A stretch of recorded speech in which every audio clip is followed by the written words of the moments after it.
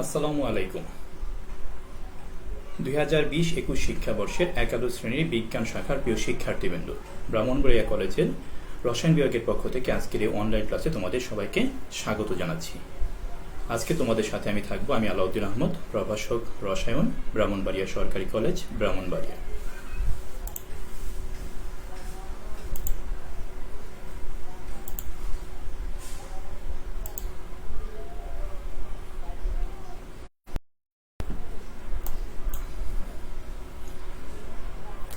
তোমাদের সাথে আছি আমি আলাউদ্দিন আহমদ, প্রভাষক রসায়ন, ব্রাহ্মণবাড়িয়া সরকারি কলেজ, ব্রাহ্মণবাড়িয়া।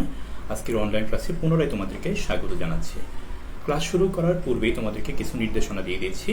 তা হচ্ছে তোমরা অহেতুক ওই সালাম, আদাব ইত্যাদি কোনো প্রয়োজন নেই, কারণ তোমরা যদি সালাম বা আদাব এর মাধ্যমেই কমেন্ট করো তাহলে সেই ক্ষেত্রে আমরা প্রয়োজনীয় যেই কমেন্ট বা প্রশ্নগুলো ছিল সেগুলো আমরা এর ভিড়ে হারিয়ে ফেলি। সুতরাং তোমরা তোমাদের প্রয়োজনীয় প্রশ্নগুলো করবে, অহেতুক কোনো বাজে মন্তব্য করবে না এবং ক্লাসের মধ্যে একজন আরেকজনের সাথে কথা বলা বা কনভারসেশন করবে না। উচ্চ মাধ্যমিক রসায়নের যে রেফারেন্স বুক সেই সম্পর্কে তোমাদের শ্রদ্ধেয় খালেক স্যার অলরেডি বলে দিয়েছে, সুতরাং এক্ষেত্রে আমি কিছু নাই বললাম। প্রশ্নপত্রের মান বন্টনের কথা যদি বলি তাহলে প্রশ্নপত্রের মান বন্টনে দ্বারায় তথ্যীয় বা লিখিত অংশে থাকবে 75 নাম্বার, যেটি দুটি অংশে বিভক্ত থাকে। একটি হচ্ছে সৃজনশীল প্রশ্ন, যেখানে 8টি প্রশ্ন থেকে 5টি প্রশ্নের উত্তর দিতে হয় এবং প্রতিটি প্রশ্নের মান 10 করে, 5 10 50। আর বহু নির্বাচনী বা এমসিকিউ যেটাকে আমরা বলি সেটি হচ্ছে 25টি থাকে এবং প্রত্যেকটি প্রশ্নে 1 নাম্বার করে থাকে, মোট 25 নাম্বার। এই হচ্ছে তথ্যীয় বা লিখিত অংশে 75 নাম্বার। এছাড়া ব্যবহারিক অংশে 25 নাম্বার থাকে, এই মোট হচ্ছে 100 নাম্বার। এ হচ্ছে রসায়নের মান বন্টন প্রথম পত্র এবং দ্বিতীয় পত্র উভয় ক্ষেত্রের জন্যই। তাহলে আমরা চলো আজকে পাঠ পরিচিতি সম্পর্কে দেখি। আজকে আমরা আলোচনা করব রসায়ন প্রথম পত্রের দ্বিতীয় অধ্যায় গুণগত রসায়ন সম্পর্কে। গুণগত রসায়নের প্রথম অংশটি আমি আলোচনা করছি। প্রথমত যে আমরা অণু সম্পর্কে জানি, আমরা অলরেডি অণু সম্পর্কে জেনে আসছি। অণু কি? অণু হলো মৌলিক বা যৌগিক পদার্থের ক্ষুদ্রতম কণা।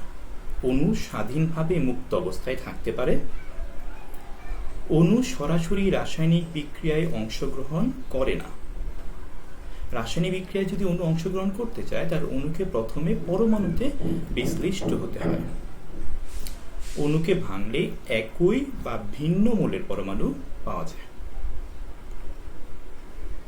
তাহলে আমরা এবার পরমাণু সম্পর্কে জানি। পরমাণুটা কি? পরমাণু হচ্ছে মৌলিক পদার্থের ক্ষুদ্রতম কণা, অর্থাৎ অণু ছিল মৌলিক বা যৌগিক পদার্থের এবং পরমাণু হচ্ছে শুধুমাত্র মৌলিক পদার্থের ক্ষুদ্রতম কণা। সাধারণত পরমাণুকে স্বাধীনভাবে মুক্ত অবস্থায় পাওয়া যায় না বা স্বাধীনভাবে মুক্ত অবস্থায় থাকতে পারে না। তবে কোনো কোনো মৌলিক পদার্থের পরমাণু স্বাধীনভাবে থাকতে পারে, যেমন হিলিয়াম, নিয়ন, আর্গন, অর্থাৎ নিষ্ক্রিয় গ্যাসের যে পরমাণুসমূহ। পরমাণু রাসায়নিক বিক্রিয়ায় অংশগ্রহণ করে থাকে। পরমাণুকে ভাঙলে ওই মৌলের আর কোনো অস্তিত্ব থাকে না। তাহলে আমরা এখন আয়ন সম্পর্কে জানি। আয়ন হলো পরমাণু বা অণু যখন পরমাণু ইলেকট্রন গ্রহণ বা বর্জনের মাধ্যমে ধনাত্মক বা ঋণাত্মক চার্জগ্রস্ত হয়। অর্থাৎ আয়ন হলো পরমাণু বা অণুর ক্ষেত্রে যখন আমরা দেখি তখন একটি পরমাণু যখন ইলেকট্রন গ্রহণ করে অথবা বর্জন করে, এর মাধ্যমে যদি ইলেকট্রন গ্রহণ করে তাহলে সে ঋণাত্মক চার্জগ্রস্ত হয়, আর যদি বর্জন করে তাহলে সেক্ষেত্রে সে ধনাত্মক চার্জগ্রস্ত হয়। এই অবস্থাটাকে বলা হয় আয়ন। আয়নকে মূলত দুই ভাগে ভাগ করা যায়, যথা ক্যাটায়ন এবং অ্যানায়ন। এবার যদি আমরা ক্যাটায়ন এবং অ্যানায়ন সম্পর্কে জানি, এগুলো সম্পর্কে আমরা আগে থেকেই জানি, তারপর আমরা একটু স্মরণ করে নিচ্ছি। ক্যাটায়ন কি? ধাতুসমূহ তাদের সর্বশেষ শক্তি স্তরের এক বা একাধিক ইলেকট্রন অপসারণ করে যে আয়নে পরিণত হয়। কারা? ধাতুসমূহ। কিন্তু তাহলে ধাতুসমূহ তার সর্ববহিস্থ শক্তি স্তরে এক বা একাধিক ইলেকট্রন যখন অপসারণ করার মাধ্যমে যে আয়নে পরিণত হয় তাকে বলা হয় ক্যাটায়ন। ক্যাটায়ন প্রোটনের তুলনায় ইলেকট্রন কম থাকে, অর্থাৎ ক্যাটায়নের মধ্যে প্রোটনের তুলনায় যেহেতু আমরা ইলেকট্রন ত্যাগ করলাম তাহলে প্রোটনের তুলনায় ইলেকট্রন কম থাকে বলে এর চার্জ হচ্ছে ধনাত্মক। উদাহরণ হিসেবে আমরা দেখতে পারি সোডিয়াম প্লাস, ক্যালসিয়াম 2+, অ্যালুমিনিয়াম 3+, এগুলো হচ্ছে সব ক্যাটায়নের উদাহরণ। এবার যদি আমরা অ্যানায়নের ক্ষেত্রে দেখি, অ্যানায়ন কারা? অধাতুর ক্ষেত্রে। তার মানে অধাতু সমূহ তাদের সর্বশেষ শক্তি স্তরে এক বা একাধিক ইলেকট্রন গ্রহণ করে যে আয়নে পরিণত হবে তার নাম হচ্ছে অ্যানায়ন। তাহলে অধাতু সমূহ কি করবে? তার সর্বশেষ শক্তি স্তরে এক বা একাধিক ইলেকট্রন সে গ্রহণ করবে। গ্রহণ করার ফলে যে আয়নে রূপান্তরিত হবে তার নাম হচ্ছে অ্যানায়ন। অ্যানায়নে প্রোটনের তুলনায় ইলেকট্রন বেশি থাকায় এর চার্জ ঋণাত্মক হয়। উদাহরণ হিসেবে আমরা যদি দেখি ক্লোরিন মাইনাস, O2 মাইনাস অথবা অক্সিজেনের ক্ষেত্রে OH মাইনাস হাইড্রোক্সিল আয়নের ক্ষেত্রে। এখন আমরা একটি সহজ পন্থা, এটা আমরা অনেক সময় গুলিয়ে ফেলি যে ক্যাটায়ন বা অ্যানায়ন, আমরা কখনো ক্যাটায়নকে ধনাত্মক কখনো ঋণাত্মক বলে থাকি। তো এই ক্ষেত্রে এই কনফিউশনটা আমরা যদি দূর করতে চাই তাহলে আমরা ধরি এই যে এখানে লাল একটি দাগ কাটা থাকলো, এটার নাম হচ্ছে একটি আয়ন। এই আয়নটা কি করলো? আরেকটা আয়নের মাধ্যমে কাটা গেল। তাহলে কি হলো? একটা আয়ন আরেকটা কাটলো, তার মানে এটার নাম হচ্ছে কাটা আয়ন। সুতরাং এটি হচ্ছে ক্যাটায়ন। তার মানে কাটা আয়ন থাকলে ক্যাটায়ন। সুতরাং একটি আয়ন যদি একটা আয়নকে কেটে ফেলে অর্থাৎ ধনাত্মক চার্জ সৃষ্টি করলো তখন তার নাম হচ্ছে ক্যাটায়ন। আবার এটি হচ্ছে আরেকটি আয়ন। এখন আমরা আর্টিকেল অনুসারে AND কিন্তু ব্যবহার করে থাকি। আমরা যখন N ব্যবহার করি, N মানে কি একটি, তার মানে এটাকে বলতে পারি N আয়ন, একটি আয়ন। সুতরাং একটি আয়ন অর্থাৎ ঋণাত্মক আয়ন, তাকে বলা হচ্ছে অ্যানায়ন। এটি হচ্ছে একেবারেই নিতান্ত একটি বিষয়কে মনে রাখার জন্য একটা পদ্ধতি, এর বাইরে কিছুই নেই। এটা কখনো আমরা পরীক্ষার খাতায় বা কোনো প্রশ্নের উত্তরে লিখতে পারবো না। এবার আমরা চলে আসি পরমাণু ও তার মূল কণিকা সমূহ সম্পর্কে।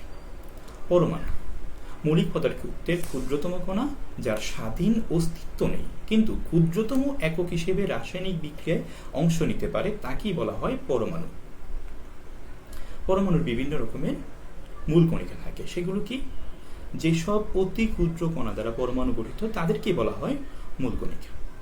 এই মূল কণিকা মূলত 3 প্রকারের থাকে, যথা স্থায়ী মূল কণিকা, অস্থায়ী মূল কণিকা এবং কম্পোজিট কণিকা। এবার যদি আমরা স্থায়ী মূল কণিকা সম্পর্কে জানি, কতকগুলো মূল কণিকা আছে যা সব মূলের পরমাণুতে উপস্থিত থাকে, তাদেরকে স্থায়ী মূল কণিকা বলা হয়। তাহলে সকল মৌলের যে পরমাণু আছে তার মধ্যে যে সকল কণিকা উপস্থিত থাকে তাদেরকে বলা হয় স্থায়ী মূল কণিকা। এই স্থায়ী মূলের কণিকা হচ্ছে 3 প্রকার বা 3টি। 3 প্রকার বলা যায় না, 3টি। সেই 3টি কি?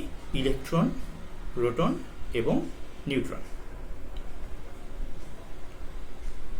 তাহলে এখানে যদি আমরা একটি পরমাণুকে দেখি, তাহলে এই পরমাণুর মধ্যে স্থায়ী মূল কণিকাগুলো কোনটি কোথায় থাকবে সেটা যদি আমরা দেখি, তাহলে আমরা দেখতে পাই ইলেকট্রনটি থাকে হচ্ছে পরমাণুর শক্তি স্তরে, প্রোটন এটি পরমাণুর কেন্দ্রে, নিউট্রন এটিও পরমাণুর কেন্দ্রে। সুতরাং পরমাণুর কেন্দ্র থাকে প্রোটন এবং নিউট্রন।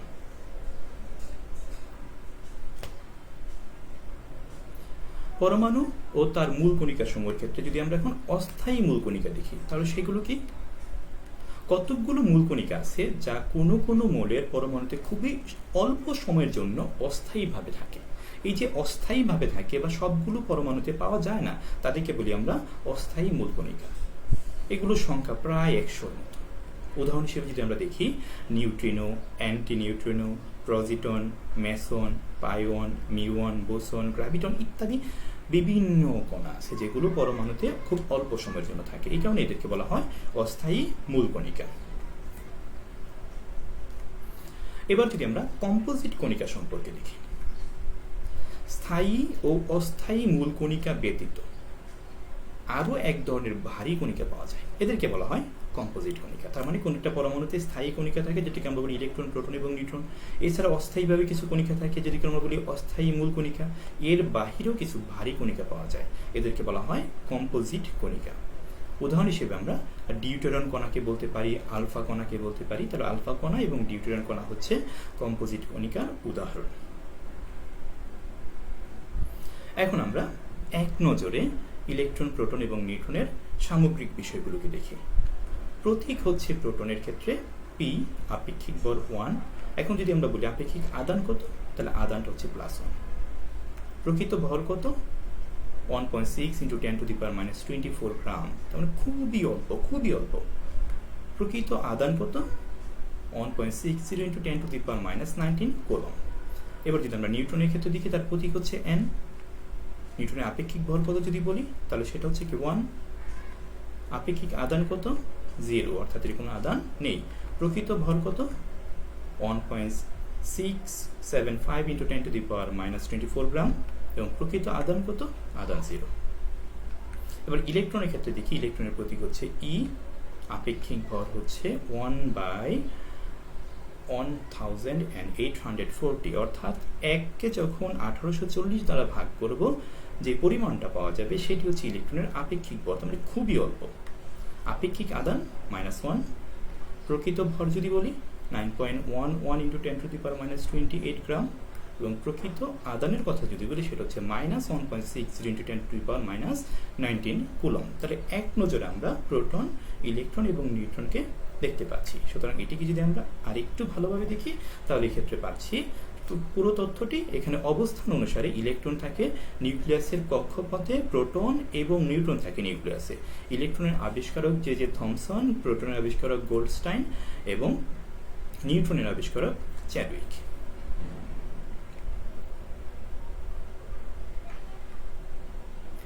এবার যদি আমরা ইলেকট্রনের চার্জের হিসাব করি, সেই ক্ষেত্রে আমরা এই চিত্রটির মধ্যে দেখতে পাচ্ছি সবুজ রঙের একটি খুব দৌড়াদৌড়ি করছে। এটি আসলে কি? এটি হচ্ছে ইলেকট্রন। আর ওই যে তোমার নীল রঙের একটি স্থির অবস্থায় আছে, সেটি কি? সেটি হচ্ছে প্রোটন এবং নিউট্রন, অর্থাৎ পরমাণুর কেন্দ্র। ইলেকট্রন সমূহ পরমাণুর কক্ষপথে অনবরত আবর্তনশীল। এই ক্ষেত্রে একটি মাত্র ইলেকট্রনের চার্জ যখন আমরা বের করব, তখন ফ্যারাডের সূত্র অনুসারে E সমান F/Na, যেখানে F হচ্ছে ফ্যারাডের সংখ্যা এবং Na হচ্ছে অ্যাভোগাড্রোর সংখ্যা। তাহলে সেই ক্ষেত্রে তার মানটা যখন বড়াই, আমরা জানি ফ্যারাডের মান হচ্ছে 96500 কুলম্ব, এবং অ্যাভোগাড্রোর সংখ্যার মান হচ্ছে 6.02 into 10 to the power minus 23। সুতরাং একে ক্যালকুলেশন করলে আমরা পাই 1.6 into 10 to the power minus 19 coulomb. তো এই ক্ষেত্রে 10 কুলম্ব সমান 1 EMU, অর্থাৎ ইলেকট্রোম্যাগনেটিক ইউনিট। এটা যখন হয় তখন সেই মানটা দাঁড়ায় 1.6 into 10 to the power minus 20 EMU। আবার জানি 1 EMU সমান 3 into 10 to the power 10 ESU, অর্থাৎ ইলেকট্রোস্ট্যাটিক ইউনিট। তাহলে সেই ক্ষেত্রে মান দাঁড়ায় 4.8 into 10 to the power minus 10 ESU। তাহলে আমরা কি পাচ্ছি? EMU মানে হচ্ছে ইলেকট্রোম্যাগনেটিক ইউনিট, ESU মানে হচ্ছে ইলেকট্রোস্ট্যাটিক ইউনিট, AMU মানে হচ্ছে অ্যাটমিক মাস ইউনিট, যেটা আমরা এর পরবর্তী অংশে পড়ব। এই যে আমরা একটি পরমাণুকে দেখতে পাচ্ছি, এই যে পরমাণুটা আমি দেখতে পাচ্ছি, সেই পরমাণুর মধ্যে দেখতে পাচ্ছি কোনো একটা কিছু চারদিকে ঘুরতেছে, এবং একটি অংশ ধনাত্মক চিহ্নযুক্ত এবং কালো চিহ্নযুক্ত আরেকটি অংশ, এটা কোথায় জানি স্থির অবস্থায় আছে। তাহলে আমরা দেখি কোনটার পরিচয় কি। এটি হচ্ছে একটি পরমাণুর গঠন, অর্থাৎ পরমাণুর চারদিকে কোনো একটা কিছু ঘুরে এবং কেন্দ্রের মধ্যে কোনো একটি কিছু থাকে। এখন আমরা দেখি কি, এই যে যেটি ঘুরতেছে তার নাম হচ্ছে ইলেকট্রন। কোথায় ঘুরতেছে? সে একটি শক্তি স্তর বা অরবিটের মধ্যে ঘুরছে।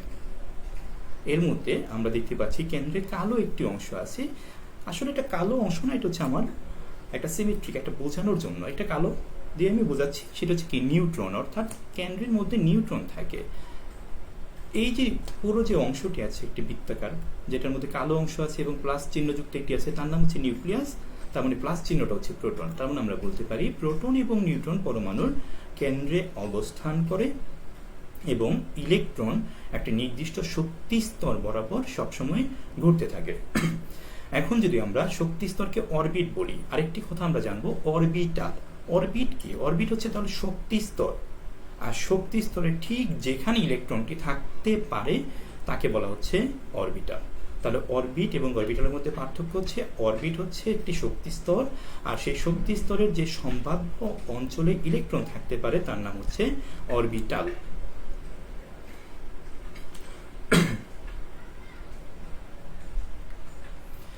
এখন আমরা যদি পারমাণবিক সংখ্যা সম্পর্কে দেখি, কোন মূলের একটি পরমাণুর নিউক্লিয়াসে যত সংখ্যক প্রোটন থাকে, অর্থাৎ একটি মোলের একটি পরমাণুর নিউক্লিয়াসে যত সংখ্যক প্রোটন থাকে ওই সংখ্যাকে অর্থাৎ ওই প্রোটনের সংখ্যাকে বলা হয় পারমাণবিক সংখ্যা। 1913 সালে বিজ্ঞানী মোসলে সেটি আবিষ্কার করেন। উদাহরণস্বরূপ আমরা যদি বলি কার্বনের পারমাণবিক সংখ্যা হচ্ছে 6, অর্থাৎ কার্বন পরমাণুর নিউক্লিয়াসে মোট 6টি প্রোটন থাকতে পারে। অনেকে অনেক রকম কমেন্ট করছে, কেউ বলছো ভিডিও আটকে আসতেছে। আমার যেটি ধারণা যে তোমাদের ইন্টারনেট কানেকশনটা একটু স্লো হয়ে গেছে, যার কারণে ভিডিও আটকে আসতেছে। কারণ আমার এখানেও কিন্তু একই ভিডিও চলতেছে, আমার এখানে ভিডিওটা আটকাচ্ছে না। সুতরাং তোমাদের ইন্টারনেটের স্পিড আশা করি যদি ভালো হয়ে যায় তাহলে তোমরা খুব সহজে এটিকে দেখতে পারবে। আরেকজন লিখেছো সুমাইয়া ফারুক, স্যার ভিডিও মাঝে মাঝে স্টপ হয়ে যাচ্ছে। আসলে ভিডিও স্টপ হচ্ছে না, হয়তো বা নেটওয়ার্কগত কারণে তোমার এখানে ভিডিওটা, লাইভ ভিডিওটা অল্প সময়ের জন্য স্টপ হয়ে যাচ্ছে। এটা নেটওয়ার্ক দুর্বলতা কেটে গেলে আশা করি তোমরা আগের অবস্থায় ভালোভাবে দেখতে পারবে। এবার আমরা দেখি ভর সংখ্যা সম্পর্কে। ভর সংখ্যা এটাকে আমরা নিউক্লিয়ন সংখ্যাও বলি। কোন মূলের পরমাণুতে অবস্থিত প্রোটন ও নিউট্রনের মোট সংখ্যাকে, তার মানে কোন একটি পরমাণুর নিউক্লিয়াসে আমরা কি জানি, নিউক্লিয়াসে প্রোটন এবং নিউট্রন থাকে, তাহলে সেই পরমাণুতে অবস্থিত নিউক্লিয়াসের মধ্যে যে প্রোটন এবং নিউট্রন থাকে তাদের যোগফলটাকে, সেই সংখ্যার যোগফলটাকে প্রকৃতপক্ষে বলা হয় ভর সংখ্যা। তাহলে ভর সংখ্যা এ সমান পি প্লাস এন, যেখানে পি হচ্ছে প্রোটন সংখ্যা এবং এন হচ্ছে নিউট্রন সংখ্যা, আর এ বলতে আমরা জানি এটি হচ্ছে ভর সংখ্যার একটি প্রতীক। তাহলে আমার প্রশ্ন হতে পারে, তাহলে পরমাণুর ভর যখন নেওয়া হলো, ভরের মধ্যে আমরা কেন ইলেকট্রনকে নিলাম না? ইলেকট্রনকে নিলাম না এই কারণেই যে এমনিতেই প্রোটন এবং নিউট্রনের নিউট্রনের ভর, প্রকৃত ভর অনেক কম।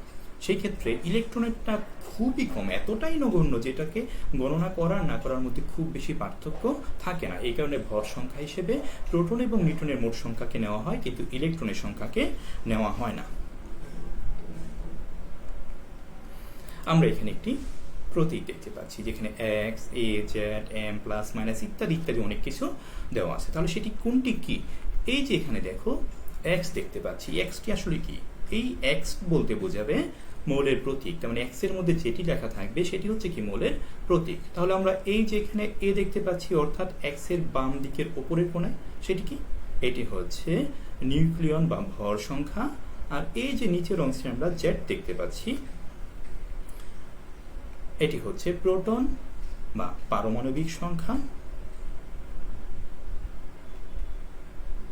আর এই যে আমরা এখানে এম প্লাস মাইনাসটাকে দেখতে পাচ্ছি, এটা হচ্ছে প্রকৃতপক্ষে মৌলের চার্জ। তাহলে নিউট্রন সংখ্যা কত?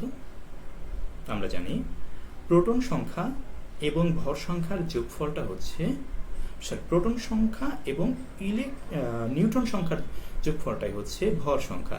তাহলে আমরা ভর সংখ্যা থেকে প্রোটন সংখ্যাটাকে বাদ দিলে আমরা নিউট্রন সংখ্যা পাই। সুতরাং এ থেকে জেড বিয়োগ করলে যেটি পাওয়া যাবে সেটি হচ্ছে নিউট্রন সংখ্যা।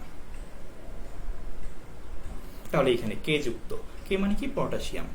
উপরে দেওয়া আছে 39, নিচে 19, প্লাস মাইনাস বলতে কিছু নেই। তাহলে এই ক্ষেত্রে আমরা কি পাবো? এ কে হচ্ছে মৌলের প্রতীক, এটি হচ্ছে নিউক্লিয়ন সংখ্যা অর্থাৎ 39, এবং 19 হচ্ছে প্রোটন বা পারমাণবিক সংখ্যা। তাহলে নিউট্রন সংখ্যা কত? স্বাভাবিকভাবে 39 থেকে আমরা 19কে বিয়োগ করবো, কারণ এ থেকে জেড বিয়োগ করতে হয়, তাহলে 20। সুতরাং এই পরমাণুটির ক্ষেত্রে আমরা যেটি পাচ্ছি এটির নাম হচ্ছে পটাশিয়াম, যার ভর সংখ্যা হচ্ছে 39, প্রোটন বা পারমাণবিক সংখ্যা হচ্ছে 19 এবং নিউট্রন সংখ্যা হচ্ছে 20। এখন আমরা কতগুলো আয়নের ভর সংখ্যা, পারমাণবিক সংখ্যা, ইলেকট্রন সংখ্যা, নিউট্রন সংখ্যা এবং চার্জ নির্ণয় করব। আমরা এখানে দেখতে পাচ্ছি 23, 11 সোডিয়াম প্লাস। এখানে কি ভর সংখ্যা এ, তার মানে 23, পারমাণবিক সংখ্যা জেড, তার নিচের অংশটি 11, ইলেকট্রন সংখ্যা ই, যেহেতু এখানে প্লাস চিহ্ন দেওয়া আছে, তার আমরা জানি পরমাণু হচ্ছে বিদ্যুৎ নিরপেক্ষ, অর্থাৎ এর মধ্যে যত সংখ্যক প্রোটন থাকে ঠিক তত সংখ্যক ইলেকট্রন থাকে। যেহেতু এর মধ্যে প্রোটন সংখ্যা 11, সুতরাং তার ইলেকট্রন সংখ্যাও 11। কিন্তু যেহেতু সোডিয়াম প্লাস, সুতরাং সে একটি ইলেকট্রন ত্যাগ করেছে, সুতরাং তার মধ্যে একটি ইলেকট্রনের সংখ্যা কম। সুতরাং 11 থেকে 1 বিয়োগ করলে যে মানটি পাওয়া যায় তা হচ্ছে 10, তার মানে ইলেকট্রনের সংখ্যার ক্ষেত্রে 10। নিউট্রন সংখ্যা যদি বলি তাহলে সেক্ষেত্রে কি দাঁড়াচ্ছে? 23 থেকে 11 বিয়োগ করলাম এই 10। এবং চার্জ এর মধ্যে আমরা দেখতে পাচ্ছি প্লাস, সুতরাং চার্জ হচ্ছে m এর মান +1। অনুরূপভাবে আমি যদি 16, 8 O2 মাইনাস অক্সিজেনের ক্ষেত্রে দেখি, তাহলে সেক্ষেত্রে ভর সংখ্যা কত? 16, পারমাণবিক সংখ্যা 8, ইলেকট্রন সংখ্যা, যেহেতু ইলেকট্রন সংখ্যা পারমাণবিক সংখ্যার সমান, তার মানে 8 8ই থাকলো, প্লাস অক্সিজেন 2টি ইলেকট্রন গ্রহণ করলো, সুতরাং ইলেকট্রন সংখ্যা আরো 2 যোগ, সুতরাং 8 যোগ 2 = 10। নিউট্রন সংখ্যা কত? তাহলে 16 থেকে 8 বিয়োগ করলাম 8, এবং চার্জ এখানে -2। এবার আমরা চলে আসি আইসোটোপ। আইসো শব্দটির মানে কি? আইসো শব্দটির মানে হচ্ছে একই, আর টোপ এর মধ্যে হচ্ছে কি পযুক্ত আছে, তার মানে প্রোটন। তাহলে একই মোলের পরমাণু, আইসোটোপ ক্ষেত্রে কি একই মোলের পরমাণু যাদের প্রোটন সংখ্যা একই কিন্তু ভর সংখ্যা ভিন্ন। তাহলে এদের ক্ষেত্রে প্রোটন সংখ্যা এক কিন্তু ভর সংখ্যা ভিন্ন, তাদেরকে পরস্পরের আইসোটোপ বলা হয়। তাহলে আমরা আইসোটোপের মধ্যে এখানে কি পাচ্ছি? মনে রাখার একটি কৌশল হচ্ছে আইসোটোপের সব শেষে আছে প, তার মানে প্রোটন সংখ্যা, তার মানে আইসো একই প প্রোটন সংখ্যা, তাহলে প্রোটন সংখ্যা এক, সুতরাং ভর সংখ্যা ভিন্ন হবে। যেমন হাইড্রোজেনের 3টি আইসোটোপ, অক্সিজেনের 3টি আইসোটোপ, কার্বনের 3টি আইসোটোপ। এই প্রত্যেকটি অংশে দেখতে পাচ্ছি লাল কালারে যেটি দেখাচ্ছি, অর্থাৎ এর পারমাণবিক সংখ্যা বা প্রোটন সংখ্যা সব ক্ষেত্রে সমান। হাইড্রোজেনের ক্ষেত্রে সবগুলোতে 1, অক্সিজেনের ক্ষেত্রে সবগুলোতে 8 এবং কার্বনের ক্ষেত্রে সবগুলোতেই 6, কিন্তু ভর সংখ্যার ক্ষেত্রে আমরা দেখতে পাচ্ছি পার্থক্য, সুতরাং এদেরকে পরস্পরের আইসোটোপ বলা হয়।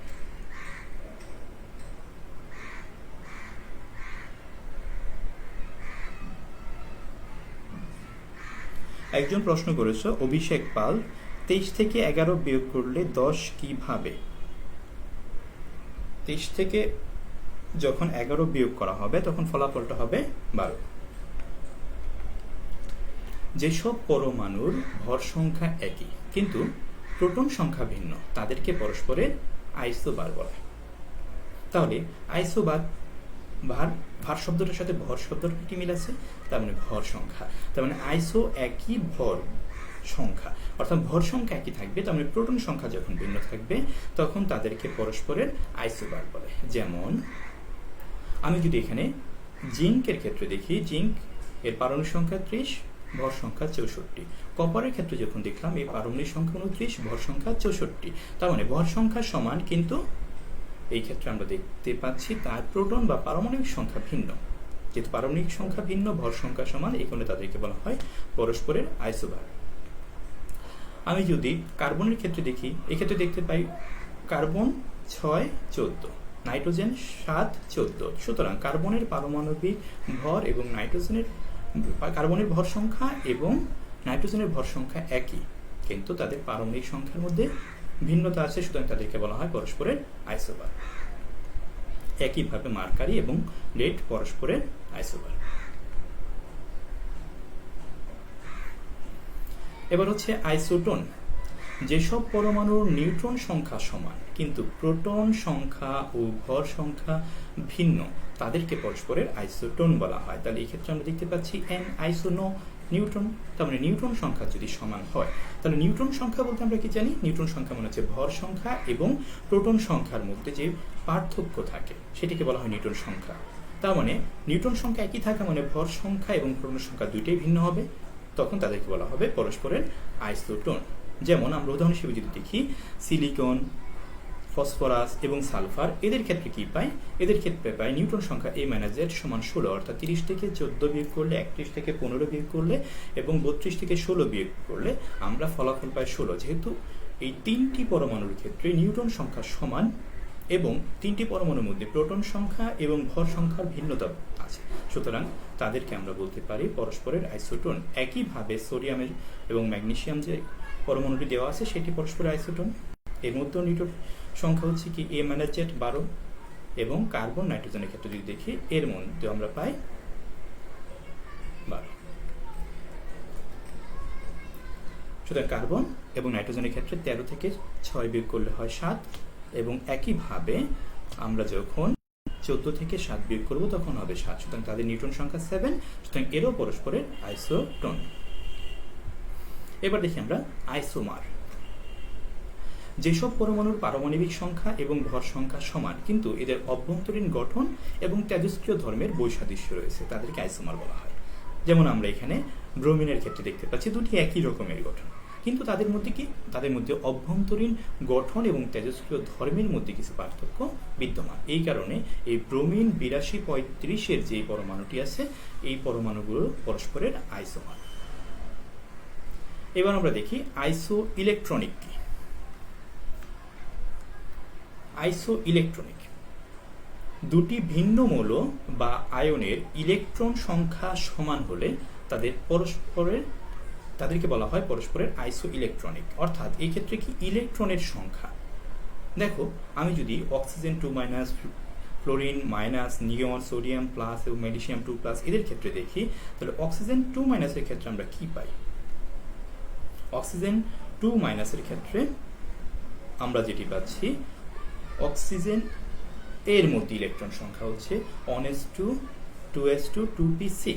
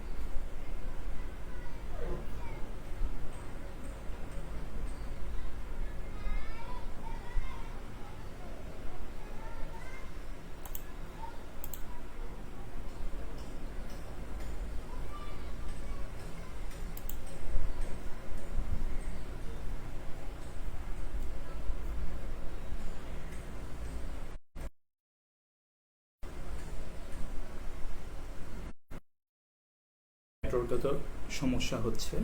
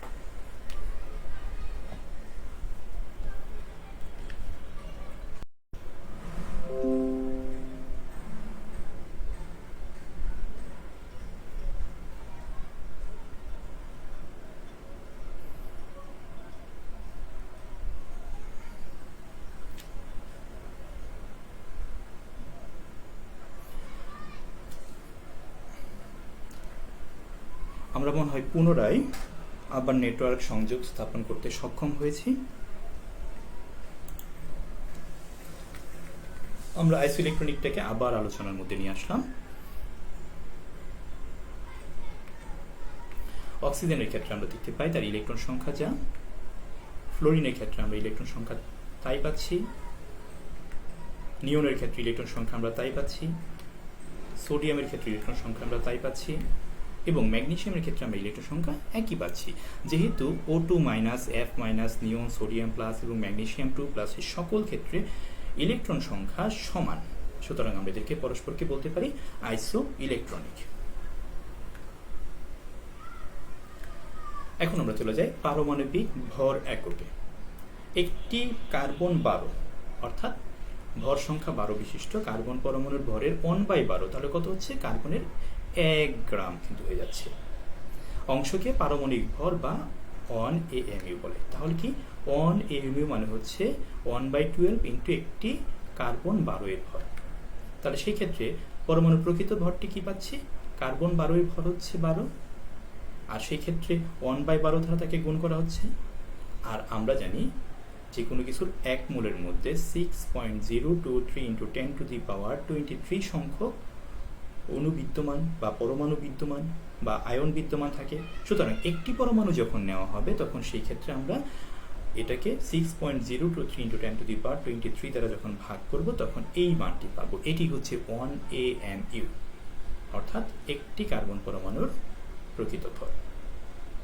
এবার যদি আমরা আপেক্ষিক পারমাণবিক ভরের কথা বলি, আপেক্ষিক পারমাণবিক ভরের কথা যখন আমরা বলতে যাব তখন কি এখানে খেয়াল করে দেখো, প্রথমত আপেক্ষিক, আর দ্বিতীয় কথা পারমাণবিক ভর।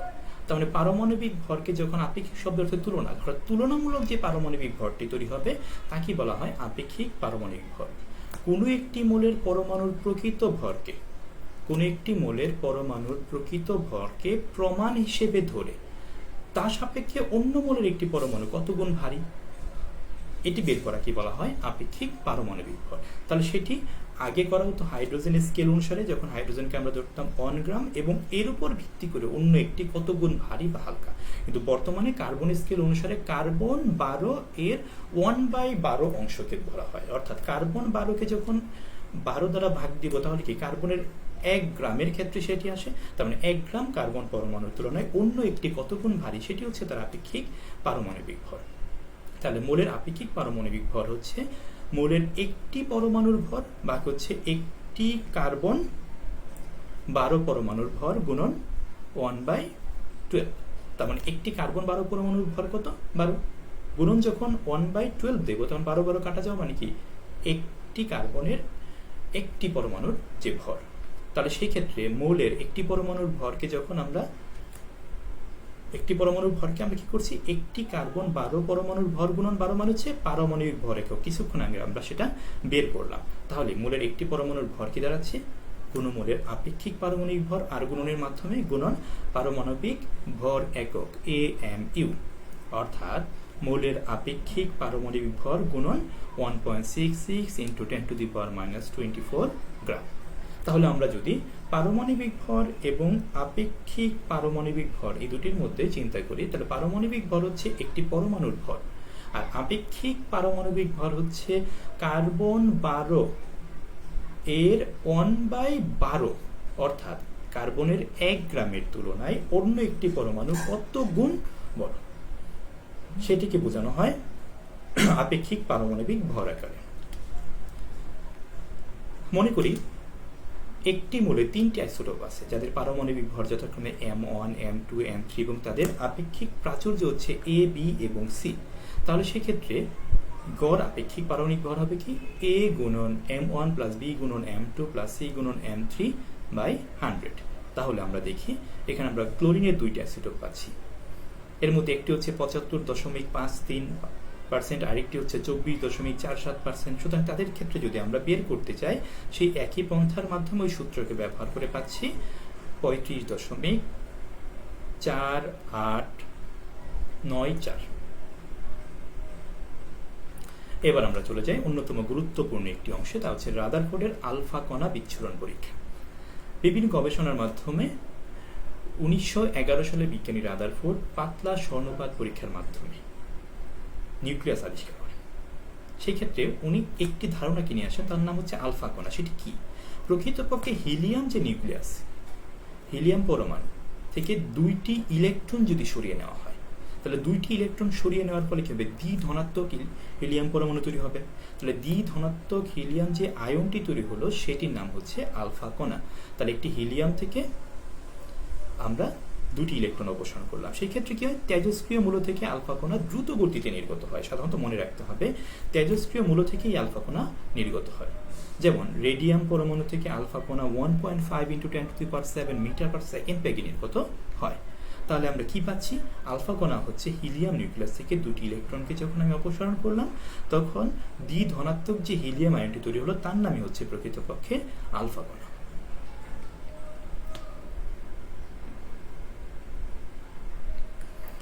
এখন রাদারফোর্ডের আলফা কণা বিচ্ছুরণ পরীক্ষার ক্ষেত্রে আমরা যদি দেখি, এখানে খেয়াল করে দেখো, কোনো একটি বক্সের ভিতরে সবুজ রঙের কোনো একটি প্রজ্বলিত অবস্থায় আছে, সেখান থেকে কি জানি একটা কি যাচ্ছে, যাওয়ার পর দেখো হলুদ রঙের একটি ভেতর দিয়ে যখন যাচ্ছে, যাওয়ার পর তার চারদিকে একটি রিংয়ের মতো কোনো একটা কিছু আছে, তার মধ্যে গিয়ে সে ধাক্কা দিচ্ছে। কিন্তু ধাক্কা দেওয়ার সময় কখনো কখনো দেখা যাচ্ছে যে এটি একটু বেঁকে যাচ্ছে, আমরা এটি দেখতে পাচ্ছি, কিন্তু এটি একটু বেঁকে যাচ্ছে।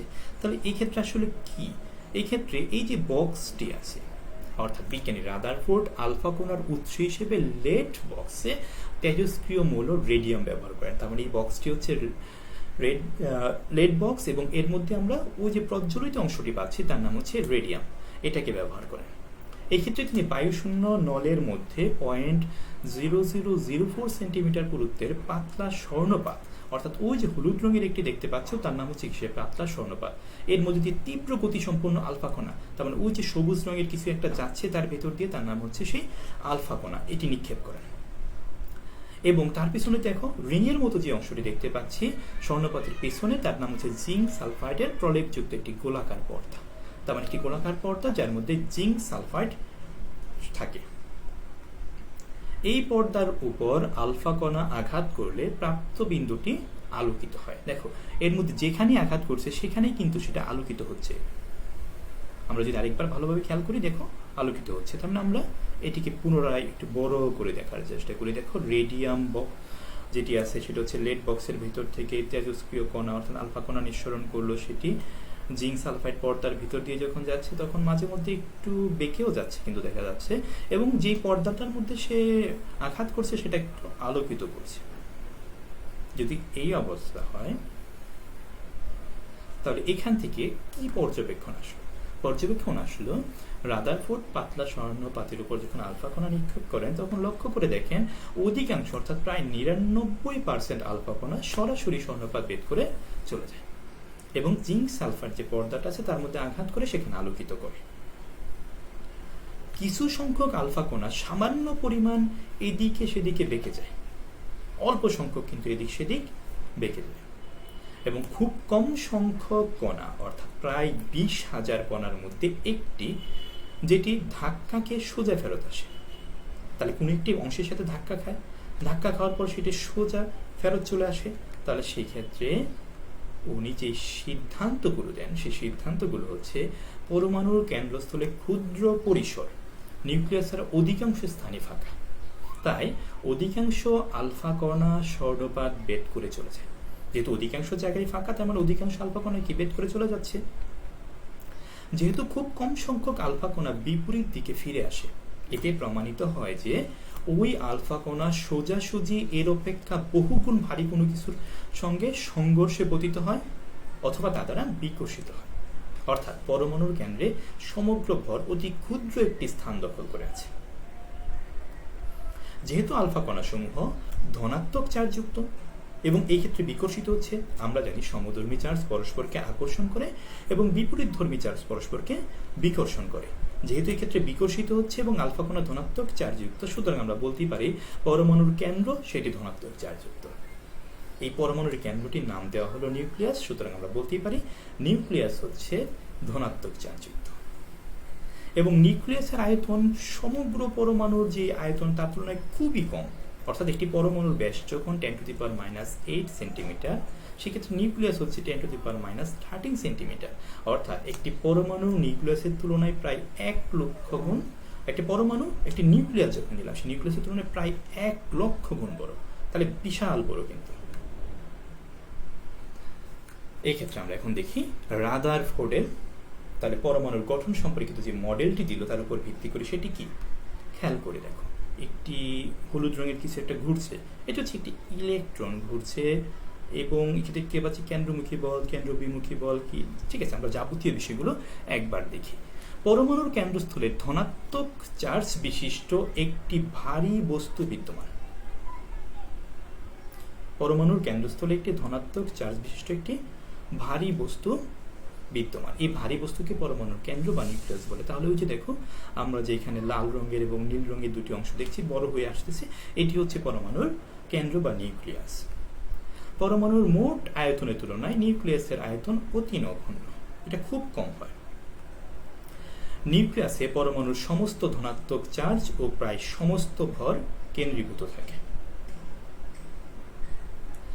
পরমাণু বৈদ্যুতিকভাবে নিরপেক্ষ,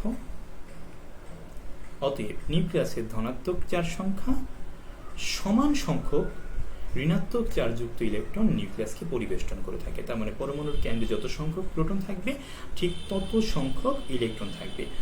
সাদি আব্দুল্লাহ কমেন্ট করেছ 9-10 এর পড়া, হ্যাঁ এটা ক্লাস নবম দশম শ্রেণীর যে পড়া তার সাথে অনেকাংশে মিল থাকবে, কিন্তু সব কিছু যে মিল থাকবে বিষয়টা তা না। কিন্তু বর্তমানে আমরা যেগুলো দেখছি এগুলো সম্পর্কে স্পষ্ট ধারণাই অধ্যায়ের পরবর্তী অংশ সম্পর্কে তোমাকে একটি স্পষ্ট ধারণা নিতে সহযোগিতা করবে। এস আশিক লিখেছ ধুর, এখন স্যারের নেটের সমস্যা, আবার আমাদের নেটও সমস্যা করে, করোনায় ক্লাস করতেও সমস্যা, হ্যাঁ অনেক রকমের সমস্যা হবে, কিন্তু সেই সমস্যায় এভাবে পাবলিক প্লেসে বিরক্ত প্রকাশ করাটাও কিন্তু ঠিক নয়। দেখো সৌরজগতে সূর্যের চারদিকে ঘূর্ণায়মান গ্রহসমূহের মতো পরমাণুর ইলেকট্রনগুলো এর কেন্দ্রস্থ নিউক্লিয়াস এবং ঋণাত্মক চার্জ বিশিষ্ট ইলেকট্রন সমূহ পারস্পরিক স্থির বৈদ্যুতিক আকর্ষণজনিত কেন্দ্রমুখী বল এবং ঘূর্ণায়মান ইলেকট্রনের কেন্দ্র বিমুখী বল দ্বারা পরস্পর সমান থাকে, অর্থাৎ পরস্পরকে নিষ্ক্রিয় করে। তার মানে ইলেকট্রনগুলো যখন ঘূর্ণনশীল থাকে তখন কেন্দ্রমুখী বল এবং কেন্দ্র বিমুখী বল যখন দুটি সমান থাকে তখন সেই ইলেকট্রনটা নির্দিষ্ট কক্ষপথ বরাবর সবসময় আবর্তন করতে পারে। তাহলে এই হচ্ছে রাদারফোর্ডের পরমাণু মডেল। আমাদের যদিও সময় শেষ, তারপর আমরা কিছুটা সময় অতিরিক্ত নেব।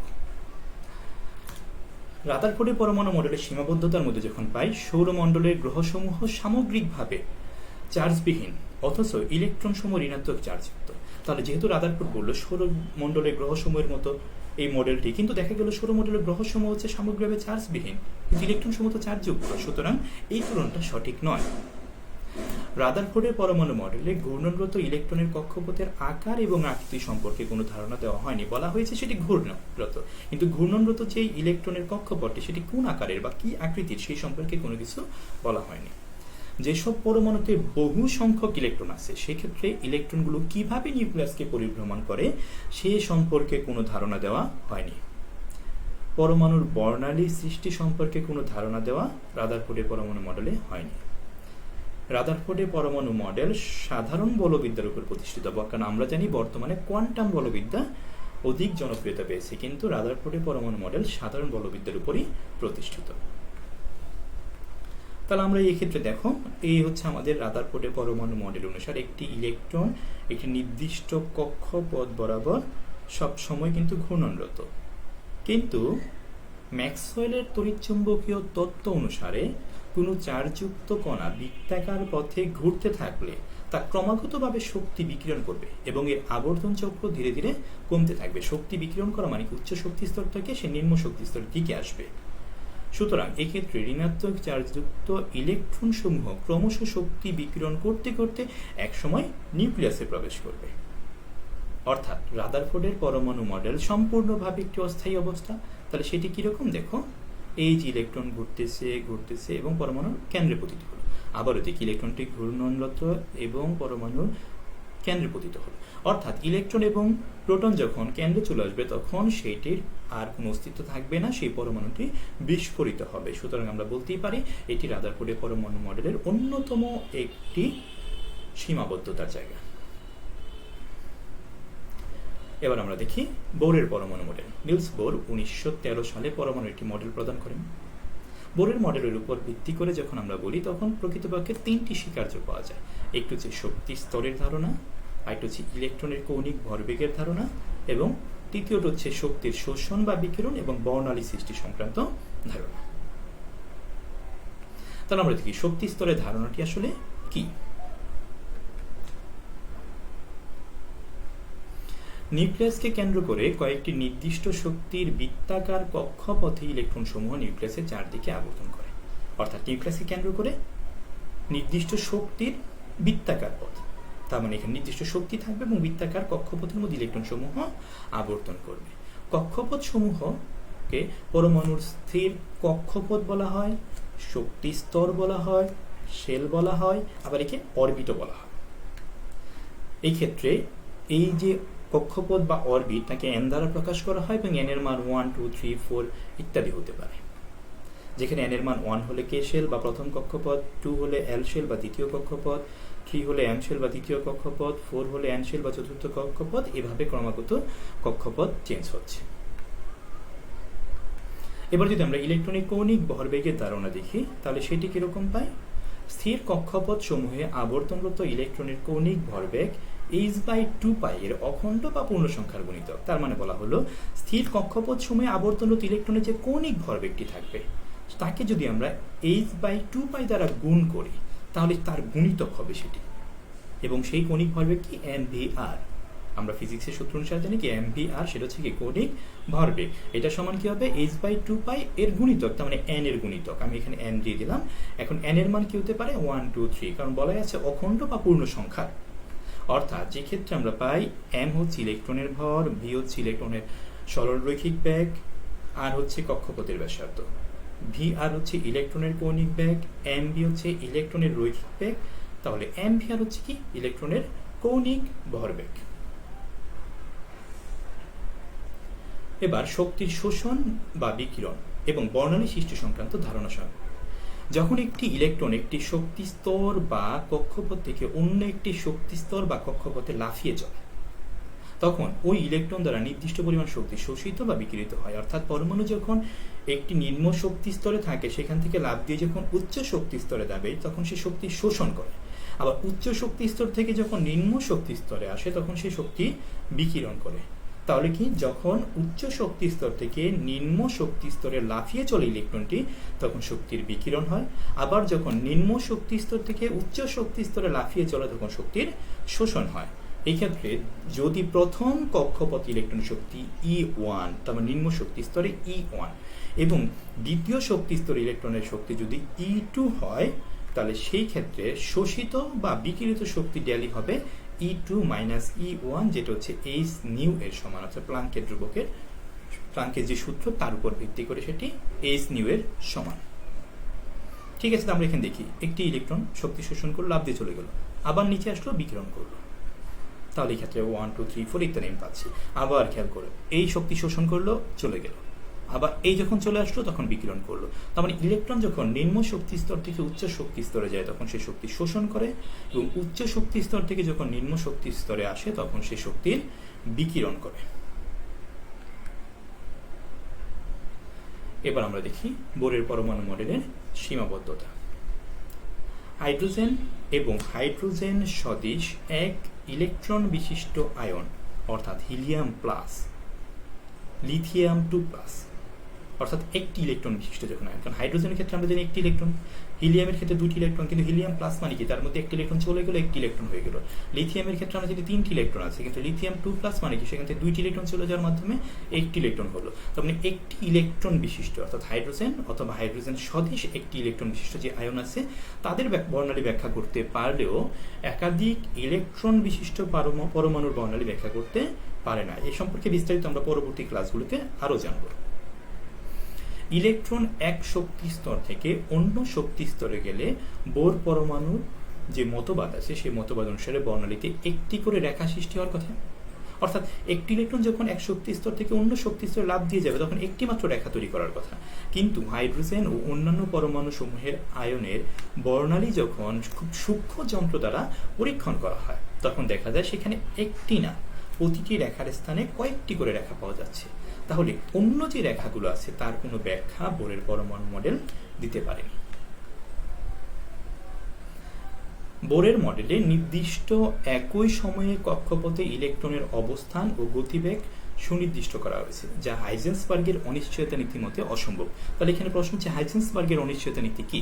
হাইজেন্সবার্গের অনিশ্চয়তা নীতি বলা হয় কোনো একটি পরমাণুর ভরবেগ এবং তার অবস্থান কখনো সুনির্দিষ্ট করা যায় না। অর্থাৎ যদি ভরবেগ স্থির থাকে তাহলে অবশ্যই তার অবস্থান স্থির না, আর যদি অবস্থান স্থির থাকে তাহলে ভরবেগ স্থির না। তার মানে একটির উপর ভিত্তি করে আরেকটিকে আমরা কখনোই স্থির রাখতে পারবো না, কিন্তু এক্ষেত্রে বলা হচ্ছে সেটা সুনির্দিষ্ট।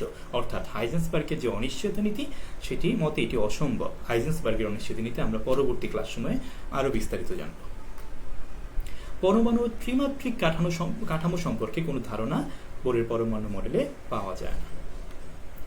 চৌম্বক ক্ষেত্রের প্রভাবে, যেটাকে আমরা জীবেন প্রভাব বলি, অথবা তড়িৎ ক্ষেত্রের প্রভাবে, যেটাকে আমরা স্টার্ক প্রভাব বলে থাকি, বর্ণালী রেখাসমূহ বিভাজিত হয়ে সূক্ষ্ম রেখায় পরিণত হয়। তাহলে একটি বর্ণালী থেকে যে রেখাগুলো হলো চৌম্বক ক্ষেত্র অথবা তড়িৎ ক্ষেত্রের প্রভাবে, সেটা বিভাজিত হয়ে সূক্ষ্ম সূক্ষ্ম অনেকগুলো রেখায় তৈরি করে। কিন্তু বোরের মতবাদ অনুসারে এই রেখার কোনো ব্যাখ্যা পাওয়া যায় না। কৌণিক ভরবেগের মানের কারণ বা যৌক্তিকতা সম্পর্কে কোনো ব্যাখ্যা দেওয়া হয়নি। এবার যদি আমরা বোরের পরমাণু মডেলের সাফল্য দেখি, তাহলে সেক্ষেত্রে পরমাণুর স্থায়িত্ব বোরের পরমাণু মডেল অনুসারে ব্যাখ্যা করা যায়। হাইড্রোজেন এবং হাইড্রোজেন সদৃশ এক ইলেকট্রন বিশিষ্ট আয়ন, অর্থাৎ হাইড্রোজেন প্লাস হিলিয়াম 2 প্লাস এর বর্ণালী ব্যাখ্যা করা যায়। সুস্থিত কক্ষপথের ব্যাসার্ধ নির্ণয় করা যায়। প্রধান কোয়ান্টাম সংখ্যা n এই সম্পর্কে ধারণা পাওয়া যায়। বিভিন্ন শক্তি স্তরে আবর্তনরত ইলেকট্রনের শক্তি নির্ণয় করা যায়। তাহলে এই ছিল আমাদের আজকের আলোচনা। তোমরা যারা ক্লাস করেছো, আমি দেখতে পাচ্ছি ক্লাস খুব বেশি করেছো বিষয়টা তা না, কখনো 34, 35, 40, 42 এরকম পর্যায়ে ছিল। তো সেই ক্ষেত্রে তোমাদের সবাইকে ধন্যবাদ জানাচ্ছি। তোমাদের অনেক প্রশ্ন ছিল, সময় স্বল্পতার কারণে সেটি দেওয়া যাচ্ছে না এই মুহূর্তে। আমরা পরবর্তীতে তোমাদের কমেন্টের মধ্যে সেই উত্তরগুলো দেওয়ার চেষ্টা করব। আর অনেকেই এখানে অনেক প্রশ্ন করেছো, অনেকে আমাকে ধন্যবাদ জানিয়েছো, অনেকে সালাম আদাব জানিয়েছো, আর সবাইকে ধন্যবাদ জানাচ্ছি। আর যারা সালাম আদাব জানাইছো তাদেরকেও সালামের উত্তর জানাচ্ছি। আর সালাম আদাব থেকে যত বেশি দূরে থাকা যায় ততই আমি মনে করি মঙ্গল, কারণ তোমাদের যে তথ্যগুলো দরকার সেই তথ্যগুলো যাতে আমাদের সামনে সবসময় আসে। আর অনেকেই আজকের ক্লাসে আমি দেখতে পাচ্ছি তারা কিছু কমেন্ট করেছো যেটা দৃষ্টিগোচর হওয়াটা অবশ্যই যুক্তিযুক্ত না। সুতরাং আমি মনে করি এরকম কোনো কমেন্ট না করাই ভালো, কারণ তথ্য প্রযুক্তির যুগে কিছু সীমাবদ্ধতা থাকবে। সেই সীমাবদ্ধতাকে অবশ্যই তোমাকে কাজে লাগাতে হবে। সেই সীমাবদ্ধতাকে দূর করে কিভাবে আমরা তার সুফল পেতে পারি সেই ক্ষেত্রে কাজ করতে হবে। তো ধন্যবাদ সবাইকে। সবাই ভালো থাকবে, সুস্থ থাকবে। দেখা হবে পরবর্তী অনলাইন ক্লাসে। সবার সুস্বাস্থ্য এবং দীর্ঘায়ু কামনা করছি। আসসালামু আলাইকুম।